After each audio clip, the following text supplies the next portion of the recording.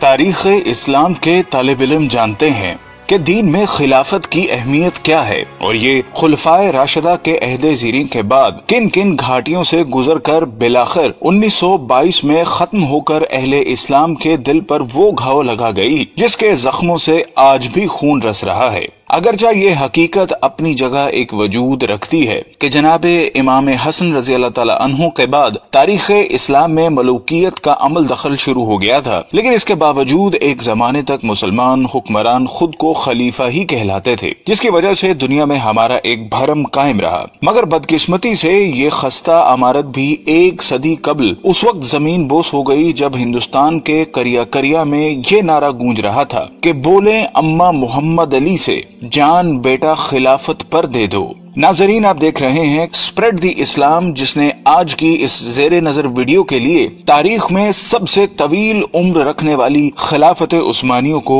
اپنا موضوع سخن بنایا ہے، جس میں اس عہد کے سرسری جائزے کے ساتھ ساتھ اس معاہدے کا بھی خاص طور پر تذکرہ کیا جائے گا جو کہ اس کے خاتمے کے وقت اتحادی قوتوں اور اس کے شکست خوردہ حکمران کے درمیان طے ہوا تھا، جس کی عمر 100 سال مقرر کی گئی تھی، اور ہم جانتے ہیں کہ یہ مدت آئندہ سالوں میں ختم ہو جانے والی ہے، جس کے بعد نہ صرف عالم اسلام بلکہ پوری دنیا میں ایک بہت بڑی تبدیلی کے مواقع موجود ہیں۔ لیکن اصل موضوع کی جانب بڑھنے سے قبل ہمارے اس قافلہ تحقیق و جستجو میں نئے شامل ہونے والے ساتھیوں سے درخواست ہے کہ وہ پہلے چینل کو سبسکرائب کر کے ساتھ موجود گھنٹی کی علامت کو بھی دبا دیں تاکہ اسی نوع کی ہماری دیگر ویڈیوز بھی ایک خودکار نظام کے ذریعے آپ تک پہنچتی رہیں۔ معزز ناظرین، بنو امیہ کی حکومت کے خاتمے کے بعد 132 ہجری میں خلافت بنو عباس کا قیام عمل میں آیا، جو کہ قریب 5 صدیوں تک قائم رہی، اور اس زمانے میں بغداد نہ صرف علم و حکمت کا گھر تصور ہوتا تھا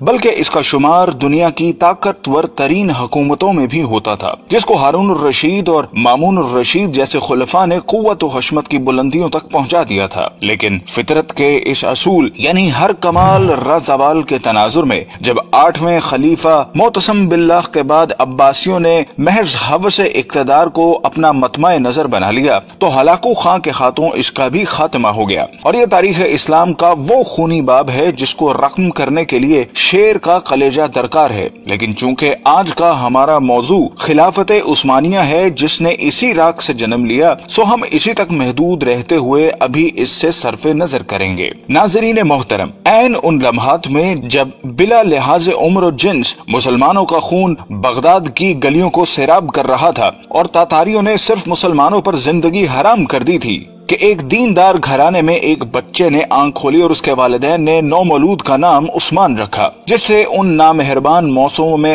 ہر ممکن حد تک اچھی تربیت کی گئی، اور جب وہ جوانی کی حدود میں پہنچا تو اس نے اپنا روحانی تعلق ایک درویش خدا مست سے قائم کر لیا، اور پھر ایک دن اس نے خواب دیکھا کہ اس کے مرشد کے سینے سے ایک چاند نکل کر اس پر سایہ فگن ہو گیا ہے۔ ساتھ ہی اس نے دیکھا کہ اس کے قدموں سے ایک درخت نے جنم لیا جو دیکھتے ہی دیکھتے نہ صرف جوان ہو گیا بلکہ اس کی شاخوں نے دنیا کے ایک بہت بڑے حصے کو بھی اپنی لپیٹ میں لے لیا ہے، اور اسی کی کوکھ سے اس نے 4 دریاؤں اور 4 پہاڑوں کو بھی نکلتے دیکھا۔ خواب سے بیداری کے بعد جب عثمان نے یہ خواب اپنے پیر و مرشد کے سامنے بیان کیا تو انہوں نے کہا، مبارک ہو، اللہ نے تمہیں اور تمہاری اولاد کو اپنے دین کے لیے چن لیا ہے۔ ناظرین گرامی، یہ 1299 کا سال تھا جب فطرت نے عثمان کو دولت عثمانیہ قائم کرنے کی قوت بخشی۔ یہ نوزائندہ اسلامی مملکت اس بازنطینی حکومت کے پڑوس میں قائم ہوئی جس کو آج ہم اہل روم کی حکومت سے موسوم کرتے ہیں۔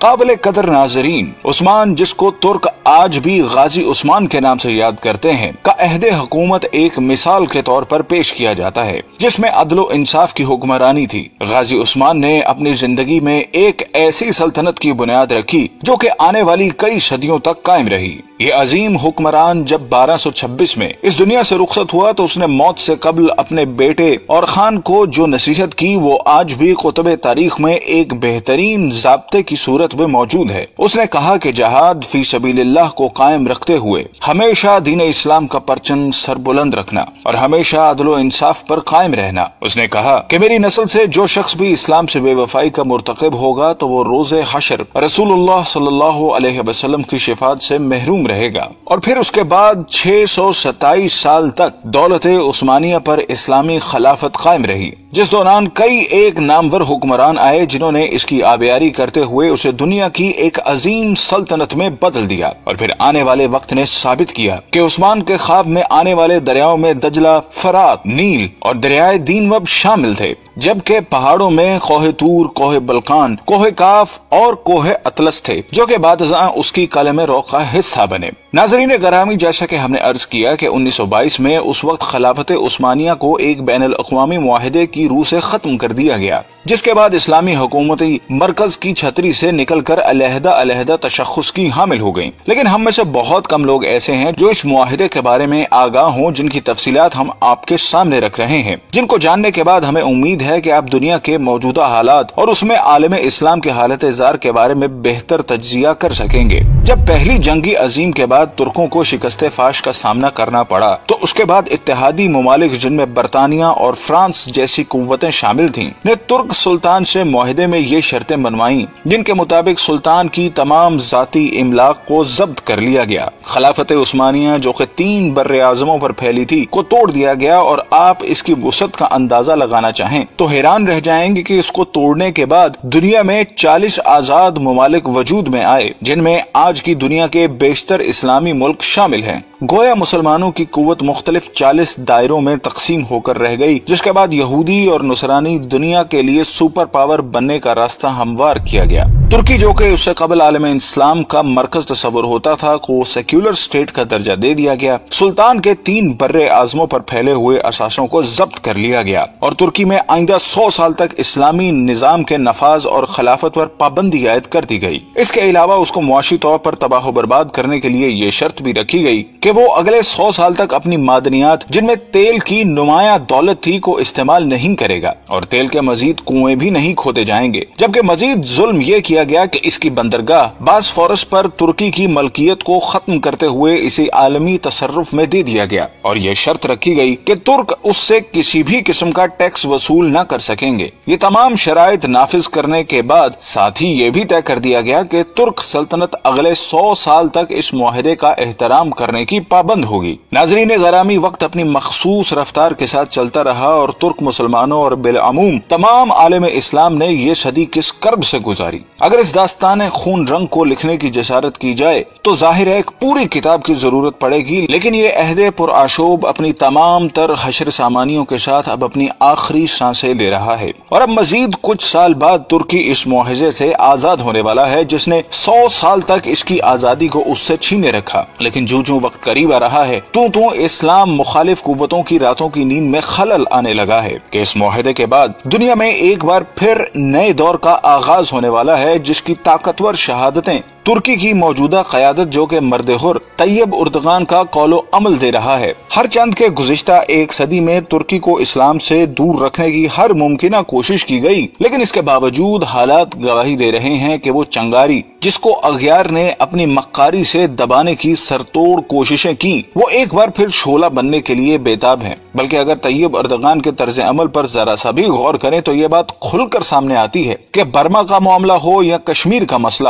سب سے پہلے مسلمانوں کے حق میں جو آواز بلند ہوتی ہے وہ طیب اردغان کا نعرہ مستانہ ہوتا ہے۔ بلکہ حال ہی میں جب امریکی صدر ٹرمپ نے پاکستان کے خلاف زبان کھولی تو اس کی مذمت بھی سب سے پہلے ترکی کی سرزمین ہی سے کی گئی، اور جب یہ معاہدہ اپنی موت مر جائے گا تو پھر حالات کیا رخ اختیار کریں گے، اس کا اندازہ لگانا کوئی زیادہ مشکل کام نہیں۔ بلکہ طیب اردغان کا یہ بیان کہ 2023 کے بعد ترکی پہلے جیسا بیمار ملک نہیں رہے گا، بلکہ وہ عالمی سیاست میں ایک صحت مند کردار ادا کرے گا، اس بات کا غماز ہے کہ آنے والے وقتوں کے لیے خود کو تیار کر چکا ہے، اور شاید اقبال کا اس شعر کی تفسیر آمدہ برسوں میں آنے والی ہے۔ اگر عثمانیوں پہ کوہ غم ٹوٹا تو کیا غم ہے کہ خون 100,000 انجم سے ہوتی ہے سحر پیدا۔ ناظرین کرام، اگر ہم تاریخ کے آئینے میں دیکھنے کی جسارت کریں تو یہ بات کھل کر سامنے آتی ہے کہ طاغوت کی ہمیشہ یہی کوشش رہی کہ اسلام کبھی بھی دنیا کے کسی بھی خطے میں اپنی اصل شکل کے ساتھ نافذ نہ ہو سکے، اور اگر ماضی میں بھی کبھی ایسی کوشش کی بھی گئی تو اس کی مخالفت میں تمام ابلیسی قوتیں متحد ہو گئیں، جس کی تازہ ترین مثال ملا عمر کے افغانستان میں اسلام کے نفاذ کی کوشش تھی، جو طاغوت کے لیے ایک ڈراؤنا خواب تھا، جس کے مقابلے میں ہم نے دیکھا کہ دنیا کی تمام قوتیں اس پسماندہ ترین ملک کے خلاف صف آرا ہو گئیں، اور نہ ہی وہ طاقتیں جن کے بارے میں اللہ رب العزت کا ارشاد ہے کہ یہ کبھی تمہاری دوست نہیں ہو سکتی، بلکہ یہ آپس میں ہی ایک دوسرے کی دوست ہیں۔ یہ گوارا کرتی ہے کہ ملت اسلامیہ کبھی ایک مرکز تلے جمع ہو سکے، اور یہی وجہ ہے کہ انہوں نے اسلام کی خلافت کو ختم کر کے اپنے تئیں ایک بہت بڑا معرکہ سر کر لیا تھا، اور اس خوش فہمی میں مبتلا تھیں کہ شاید ایک صدی کی گرد تلے دبے یہ ترک مسلمان دوبارہ اپنی فطرت کی طرف مراجعت اختیار نہیں کر سکیں گے، لیکن وقت کے تیور بتا رہے ہیں کہ اب ان کا یہ خواب پورا نہیں ہو سکے گا، اور ایک دفعہ پھر دنیا میں خلافت کی بنیاد رکھی جائے گی، کیونکہ حضور صلی اللہ علیہ وسلم کی حدیث کے مطابق قیامت سے قبل خلافت قائم ہو کر رہے گی۔ قال رسول اللہ صلی اللہ علیہ وسلم تکون النبوۃ فیکم ما شاء اللہ ان تکون، نبوت رہے گی تمہارے مابین مسلمانوں جب تک کہ اللہ چاہے گا کہ وہ رہے، یعنی میں رہوں گا۔ ثم یرفع اللہ اذا شاء یرفعها، پھر اللہ اسے اٹھا لے گا جب اللہ چاہے گا کہ اسے اٹھا لے، یعنی پھر میرا انتقال ہو جائے گا، نبوت ختم ہو جائے گی، اب تمہارے مابین نبوت کی برکات و سعادتیں نہیں رہیں۔ ثم تکون خلافتا علی منہاج النبوہ، پھر اس کے بعد ایک دور ہوگا خلافت کا جو بالکل نبوت کے طریق پر ہوگی، نبوت کے نقش قدم پر ہوگی، جو نظام میں نے قائم کیا جوں کا توں، بغیر کسی بال کے فرق کے وہ قائم رہے۔ فتکون ما شاء اللہ ان تکون، پھر وہ بھی رہے گا جب تک کہ اللہ چاہے گا کہ رہے۔ ثم یرفع اللہ اذا شاء یرفعها، پھر اللہ اسے بھی اٹھا لے گا جب چاہے گا کہ اٹھا لے۔ ثم تکون ملکا عاضا، عض یعض کہتے ہیں دانتوں سے کاٹنے کو، پھر اس کے بعد ایک دور آئے گا جو کاٹ کھانے والی ملوکیت کا دور ہوگا۔ یہ جیسا کہ میں عرض کر چکا ہوں، یہ ملوکیت جو مسلمانوں کی تھی، اور ان میں جو مظالم ہوئے ہیں، اچھے لوگ بھی آئے ہیں، یقیناً آئے ہیں، آخر 12 خلفاء کی تعداد ان میں سے پوری ہوگی۔ ثم تکون ملکا عاضا، پھر کاٹ کھانے والی ملوکیت آئے گی۔ فتکون ما شاء اللہ ان تکون، تو وہ بھی رہے گی جب تک اللہ چاہے گا۔ ثم یرفع اللہ اذا شاء یرفعها، پھر اللہ اٹھا لے گا اسے بھی جب چاہے گا۔ ثم تکون ملکا جبریا، پھر ایک مجبوری والی ملوکیت آئے گی، غلامی والی، جس کو ہم ویسٹرن کولونیلزم کہتے ہیں، یورپین کولونیلزم۔ کہیں انگریز ملکہ وکٹوریہ کے ہم غلام ہو گئے، کہیں جو ہے ہسپانوی آ گئے، کہیں پر اطالوی آ گئے، کہیں پر فرانسیسی آ گئے، کہیں پر ولندیزی آ گئے، کہیں پر پرتگیزی آ گئے، اس طرح سے پورا عالم اسلام گرفت میں آ کر۔ ثم تکون ملکا جبریا فتکون ما شاء اللہ ان تکون، پھر وہ بھی رہے گا جب تک کہ اللہ چاہے گا۔ ثم یرفع اللہ اذا شاء یرفع، پھر اللہ اسے بھی اٹھا لے گا جب چاہے گا کہ اٹھا لے۔ ثم تکون خلافتا علی منہاج النبوہ، پھر آئے گا ایک دور خلافت علی منہاج النبوہ کا۔ ثم سکت النبی صلی اللہ علیہ وسلم، اس کے بعد خاموش ہو گئے۔ تاریخ انسانی کا یہ آخری دور ہوگا۔ مسند احمد میں موجود حدیث کے مطابق حضور صلی اللہ علیہ وسلم نے 5 ادوار کا ذکر فرمایا ہے۔ آپ صلی اللہ علیہ وسلم نے فرمایا کہ تمہارے اندر نبوت کا دور رہے گا جب تک اللہ چاہے، پھر اللہ اسے اٹھا لے گا جب اٹھانا چاہے گا، یعنی جب تک حضور صلی اللہ علیہ وسلم رہے وہ دور رہا۔ اس کے بعد حضور صلی اللہ علیہ وسلم نے دوسرے دور کا ذکر فرمایا، پھر خلافت منہاج النبوہ قائم ہوگی، پس یہ دوسرا دور بھی جاری رہے گا جب تک اللہ چاہے گا، پھر جب اللہ چاہے گا اسے بھی اٹھا لے گا۔ اس کے بعد حضور نے تیسرے دور کا ذکر فرمایا کہ اس کے بعد کاٹ کھانے والی حکومت کا دور آئے گا۔ حکومت کا یہ دور بنو امیہ اور بنو عباس کی ملوکیت کا دور تھا۔ آپ نے ارشاد فرمایا یہ دور بھی رہے گا جب تک اللہ چاہے گا، پھر اسے بھی ختم فرما دے گا۔ پھر حضور صلی اللہ علیہ وسلم نے چوتھے دور کا ذکر فرمایا، پھر جابرانہ بادشاہت کا ایک دور آئے گا۔ جابرانہ بادشاہت سے مراد غیروں کی غلامی کا زمانہ ہے۔ پھر حضور نے 5ویں دور کا ذکر فرمایا کہ پھر خلافت منہاج النبوت قائم ہوگی، یعنی پھر پہلے ہی کی طرح خلافت کا دور آئے گا جو نبوت کے نقشے پر ہی قائم ہوگا۔ ہمارا ایمان ہے کہ وہ دور لازماً آئے گا جس کی خبر حضور نے دے دی ہے کہ آپ صلی اللہ علیہ وسلم سچے ہیں اور آپ کی خبر کبھی غلط نہیں ہو سکتی۔ ناظرین گرام، خلافت عثمانیہ کی سرزمین پر طیب اردغان جیسی شخصیت کی موجودگی اس بات کی دلالت کر رہی ہے کہ شاید آنے والا وقت ایک دفعہ پھر اس امت کو ایک جھنڈے تلے جمع کرنے کے لیے اپنی چال چل چکا ہے۔ ہماری دعا ہے کہ خدا وہ وقت جلدی لائے کہ امت کے ان زرخیز اور مقدر دماغوں کے اندر وہ احساس زیاں جنم لے سکے جو کہ اتحاد امت کے راستوں کا نقیب بن سکے۔ آمین۔